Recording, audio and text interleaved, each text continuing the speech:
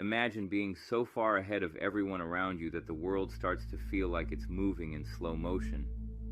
For Light, life wasn't a gift, it was a prison of predictability. Before he ever picked up the Death Note, Light was already suffering from a specific kind of terminal boredom that only hits the intellectual elite.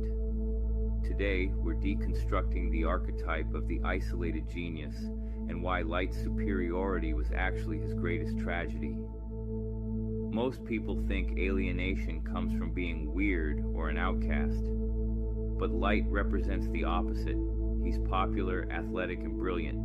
But that's the trap. When you've mastered every social and academic metric by age 17, you don't feel connected to your peers. You feel like their observer. Light views the world vertically. He isn't standing with society, he's looking down at it. To him, the classroom isn't a place of learning. It's a stage where he plays the role of the perfect student just to keep the peace. This is the foundation of a God complex. When no one can challenge your mind, you eventually stop seeing them as human beings. There's a chilling clinical edge to how Light interacts with people. He's a master of social masking. Every smile, every helpful gesture to his sister Sayu or his classmates is a tactical calculation. He's effectively living in a world of NPCs. This creates a profound psychological distance. Think about it. If you spent every second of your life acting, you'd eventually lose your grip on empathy. Light didn't become a monster because of the Death Note. The notebook just gave him a reason to finally take the mask off. Paradoxically, the only person who ever truly cured Light's alienation was the man trying to send him to the gallows. L.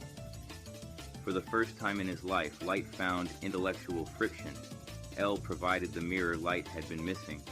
In any other life, they could have been best friends, but because of their shared superiority, they could only communicate through a lethal game of chess. It's the ultimate irony. Light's only peer was his greatest enemy. Light is a warning of what happens when high intelligence isn't balanced by human connection. He built a world where he was God, only to realize that being a god is the loneliest job on earth. But what do you think? Was Light born this way, or did the world's rot leave him with no choice but to transcend it? Drop a comment. I want to hear your psychological profile of Kira. Don't forget to like and subscribe for more deep dives into the minds of your favorite characters.